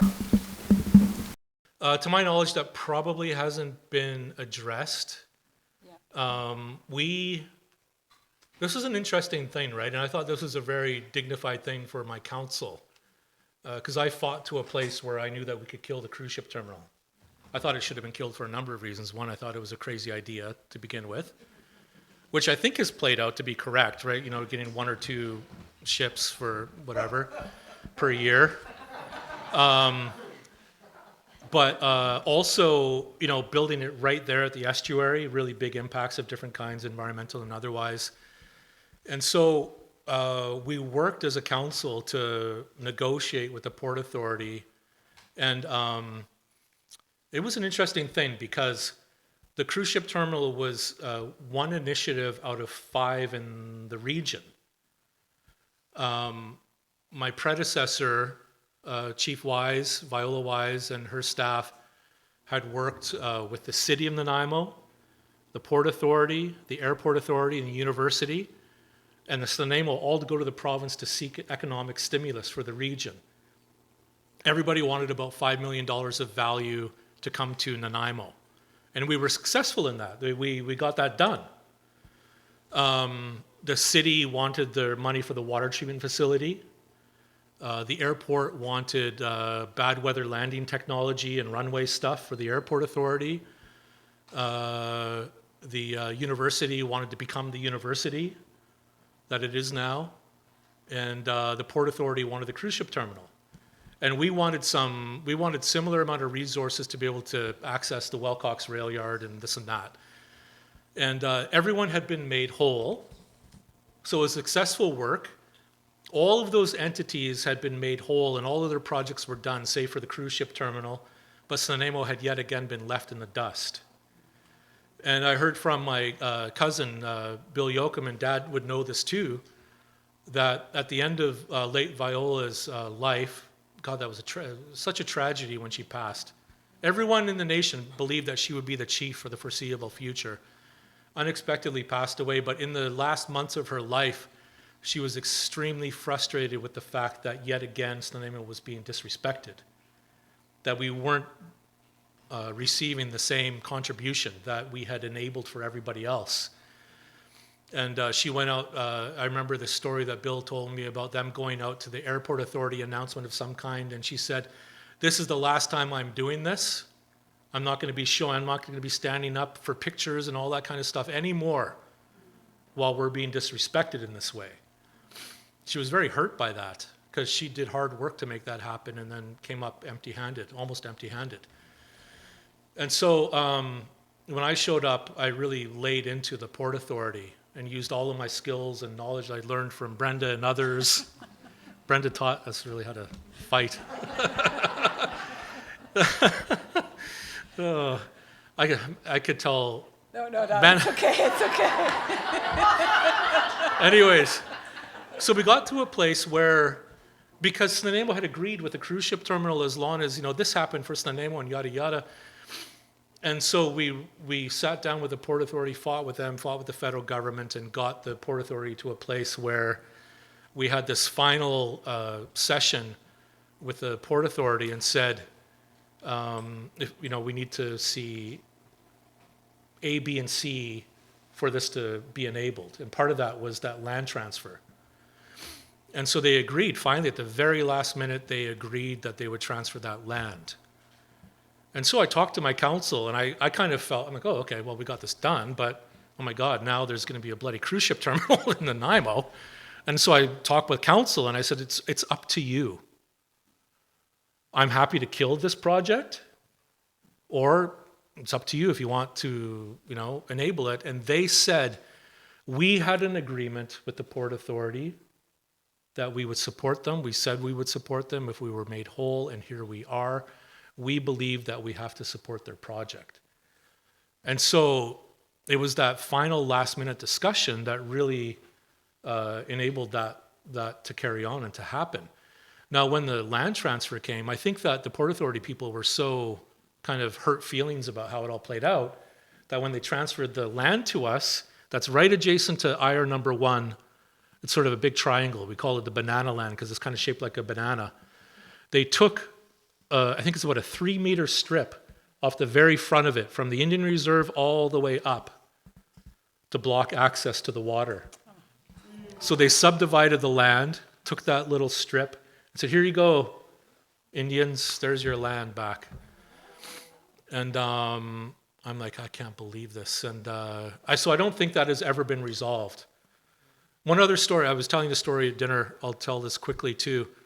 That year, 2010, I was asked to go and give a talk up at the university at a regional economic forum. And they wanted me to go and give a keynote as the chief of Snuneymuxw about my thoughts about the regional economy. So I went there, and it was sort of like, it was the university and the Port Authority and a few other chamber co-hosting this thing. 45 minutes like tonight, I stood up there, and my main talk that night was about the need for Snuneymuxw to get access to more land. Because the lack of land, like we don't have enough land to even live on, which is the first main thing that land does for a people, right? Public spaces for education, sacred spaces for praying, resource gathering spaces, economic development spaces. We don't even have enough land for the first thing that land does for a people. Never mind economic development. So my work as the chief of Snuneymuxw and the work of every other chief and council of Snuneymuxw for decades has been trying to figure out how to get more land. So I talked for 45 minutes about that. Hammered that point home. Walked out of that room, and they had like 4 or 5 tables set up to talk about different little things, tourism, waterfront redevelopment, God knows what. And, spend 10 minutes talking and then hop over to the next table. I got the minutes from that discussion after. Part of it was about waterfront redevelopment, about the Wellcox Rail Yard, Port Authority lands, downtown Nanaimo, the walkway. Someone in that meeting had a thought, and they felt comfortable sharing it with the room. And the note taker felt comfortable writing it down, and the people felt comfortable sending it to me. And what it said was, someone in that meeting said, we're talking about waterfront redevelopment in downtown Nanaimo. The Indians, they have that Indian Reserve right adjacent to downtown that they don't really use very well. Do you think we could get it off of them and develop it properly as part of our overall redevelopment? This is like 2010. This is not 1950. 2010. And I told that story to my council constantly and to my people constantly as a sort of a cautionary tale, or something that would illuminate the challenges that we face. I said, not only do we have the smallest reserve land base in this country on a per capita basis, they want to take that little reserve land base that we do have. They want to take the very last scrap. And so it sort of lines up with your question, right? Of that same sort of sentiment and idea. So while we made some progress in fighting mode, that fighting mode created hard feelings that led to that ugly next step. And then that led to another sort of hard feelings. And you know what I mean? That fighting and roiling. That's the kind of stuff that doesn't really lead ever to the place we want to be in. Wondering about the Douglas Treaty. So it was negotiated with gunboats in the bay. It was never implemented properly or basically at all. Your villages and enclosed fields were never actually surveyed and given to you, on and on and on. So do you think it would have been better off without it, or have you ever considered just saying, screw it, repudiate an unconscionable treaty? Yeah, no, it's a complicated story, right, in history, that treaty. It's an amazing thing. I was on this, I chaired this panel for the BCFN 5 or 6 years back up in Prince George on this economic development panel, and it was about mining. And the chair or CEO, I can't remember his name right now, of one of the main BC mining associations was on the panel and talked. And we're talking about UNDRIP and we're talking about recognition of rights. And he says, we've never been here before, so this is a challenging time. As a province, we've never been here. So of course it's going to be difficult and challenging for us to work through, but we're here to do that work. And I felt compelled. I said, I know I'm not part of this panel, but I'm from Snuneymuxw, and I need to correct you. We have in fact been here before. The only reasons the treaty with my people exists is because Douglas was looking for an economic foundation for the colony of Vancouver Island and realized that there was coal in our territory.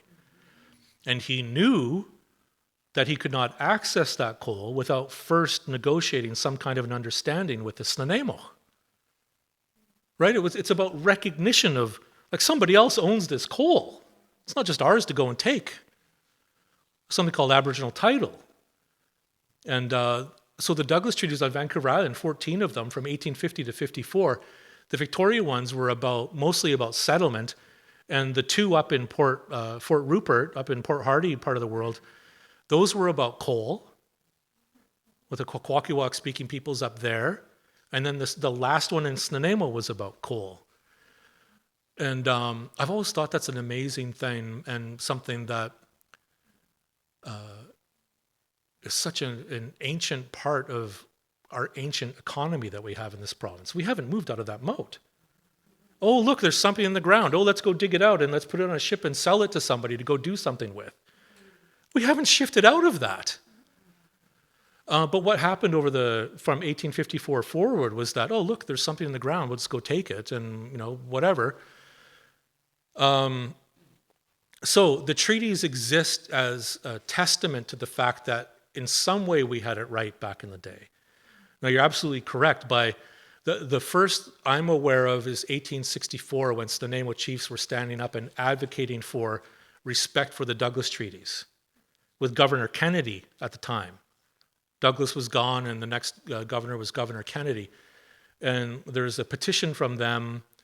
They're like, well, I don't know what is going on, but you're not respecting the treaty we entered into 10 years ago.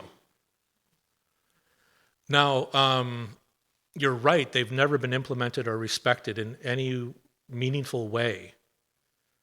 But I'm also right in the fact that they nonetheless are the most powerful legal rights that exist in this country in the hands of any Indigenous people, that they have the power to push back provincial jurisdiction.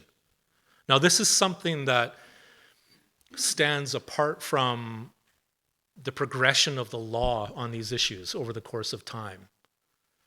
Right? That idea terrified provinces, that they might be pushed out of the storyline of Aboriginal rights, that they have no way to reach into them or to control them or to have a say about them in the way that the federal government does. So they spent decades in court fighting for and arguing to be at that table.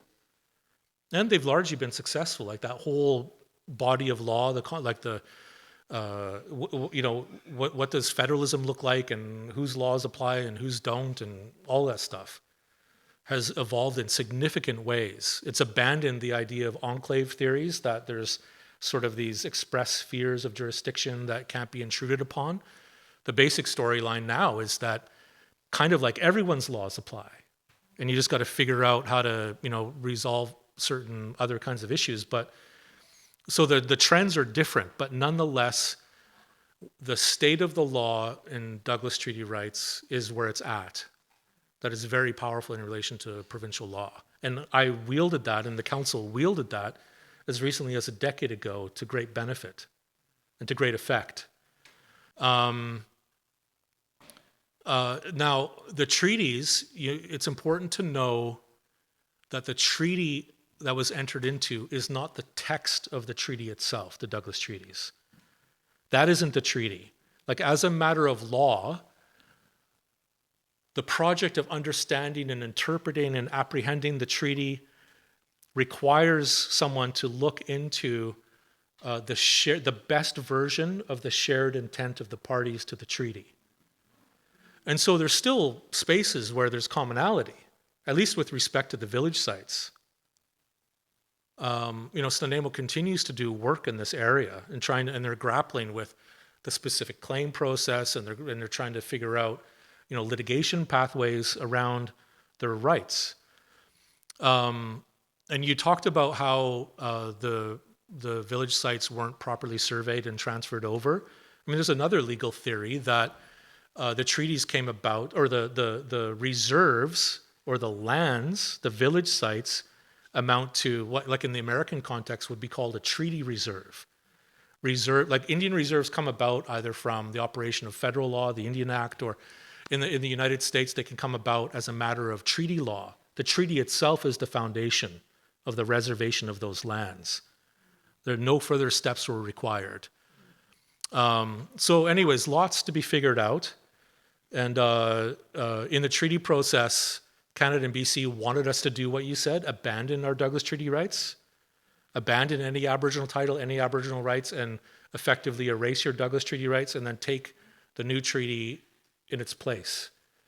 And that was the breaking point for finally Snuneymuxw after a decade, when we got to that point where it became clear and the membership were able to see clearly the shape of the treaty negotiations and where they were going, and that we were being asked to abandon our Douglas Treaty rights. They said, nope, that's not the way we think about the future. We don't know exactly how it will play out, but we don't want to do that. So, you raise very important issues, but, hunting rights are very expansive. The fisheries rights are not as expansive as they should be under the treaty, but hunting rights are in a pretty solid spot. But as Dad says, that's impacted on southeastern Vancouver Island by development and whatnot in a lot of ways. Anyways, you raise a very important question and thing to think about, that everyone should be thinking about. What should be the foundation of how we live together, right? We're informed by the Pre-Confederation Treaty from 1854 and the last 170 years of history, and the rights that have been acknowledged and developed in the courts and acknowledged in, with UNDRIP and elsewhere. Thank you for your question. I just wanted to know if you can draw any connections between what you've talked about tonight and climate change, or maybe just give us some insight into how Snuneymuxw would handle our climate situation, and how we could learn from you.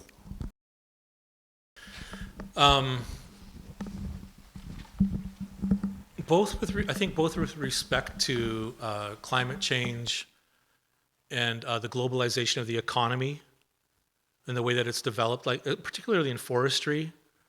Like about 20 years ago, the government of the day changed the basic ideas of the forestry system in BC and made it more like kind of like private rights or private land rights in the hands of companies, as opposed to a privilege to access public timber.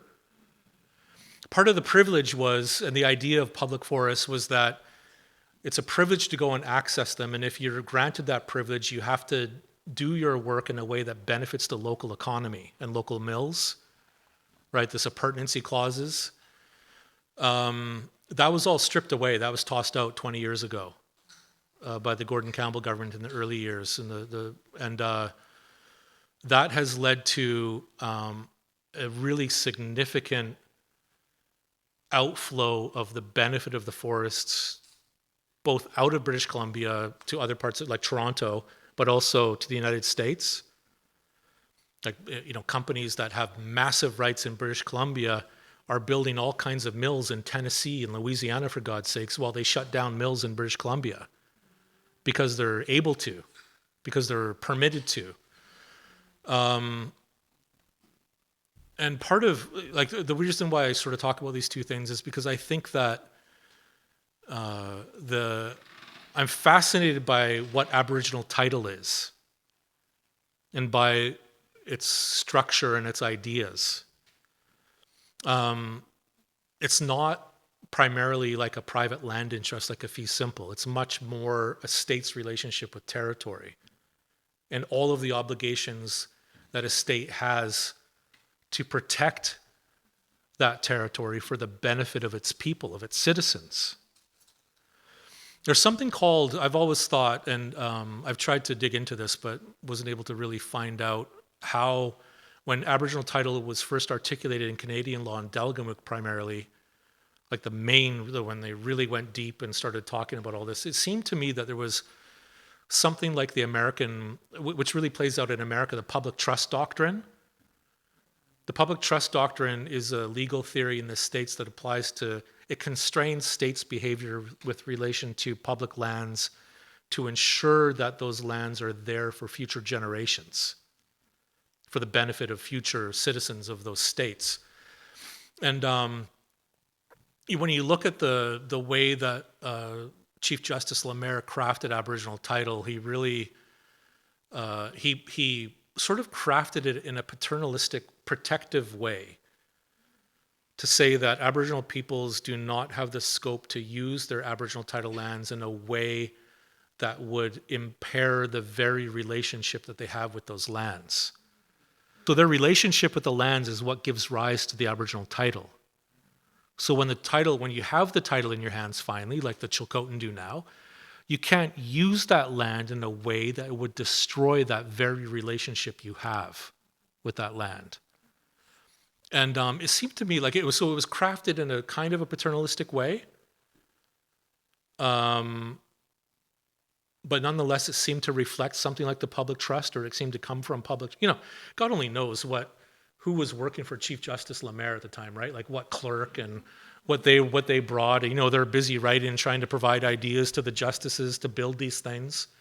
Like you hear funny stories, right, about the way that Section 1 of the Constitution was crafted by, Joel Bacan, who's a professor at UBC Law now, but he was a law clerk to the Chief Justice of the day, and some law clerk, like a barely trained lawyer, is off crafting major parts of the constitutional law framework of our country, and that's where it comes from. But, so I tried to imagine, like, who did this for Aboriginal title in Lemaire? I don't know. But when it came time when the Chilcotin decision came around, Chief Justice McLaughlin reframed those paternalistic ideas into more of an obligation on the part of the Indigenous government and decision makers that they must ensure the continuity of the Aboriginal title for future generations. Like there's a built-in obligation.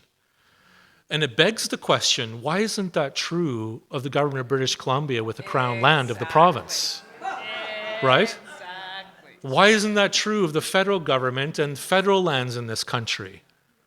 Like, why aren't they constrained in the same way that Aboriginal, so I think there's potentially significant benefits for Aboriginal peoples having more control over their landscape because those basic ideas are hardwired into their relationship with their lands.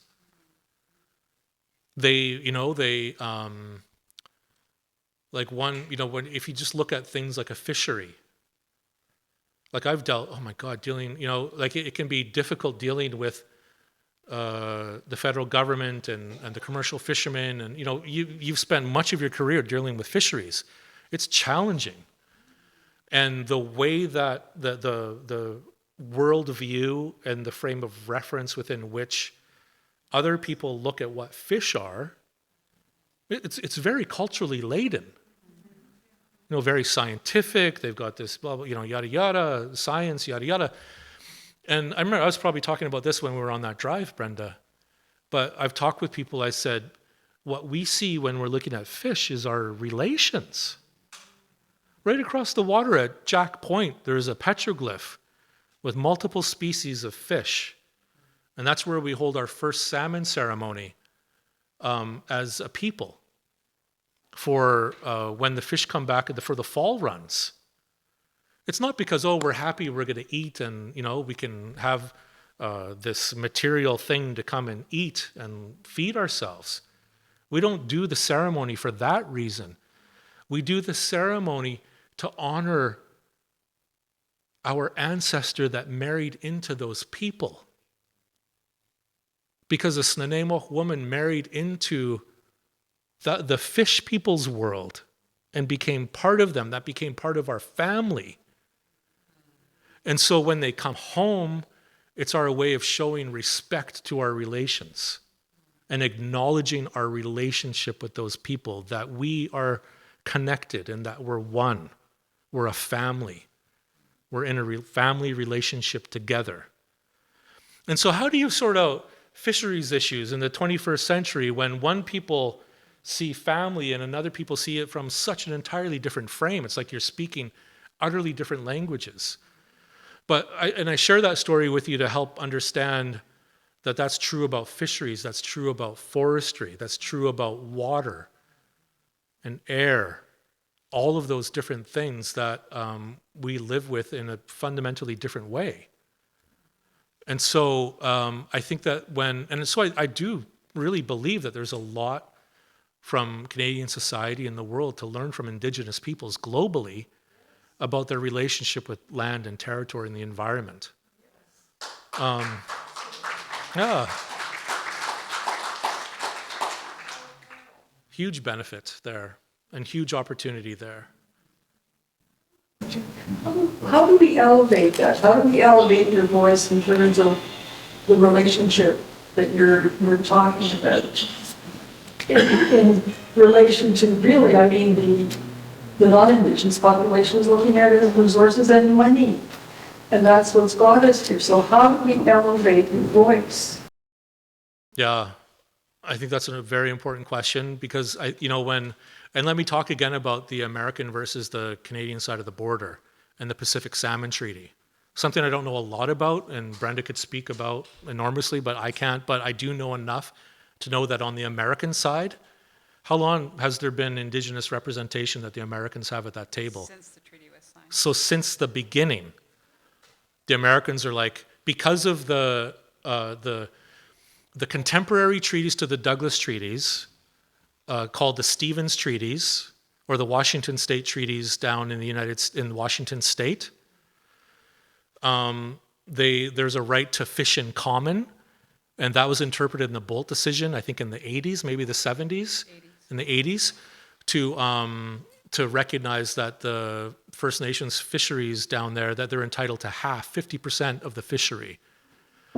And because of this recognition, the upholding treaty, you know what the Bolt decision is? I told this story at a civil litigation directive training inside of BC. Am I allowed to talk about that? Last year. But I said, do you know what that case was? One of the most important treaty rights cases in American law. What it was about, believe it or not, was about the federal government of the United States suing the state government of Washington. Why? To protect the federal government's treaty relationship with the Indigenous people of Washington State.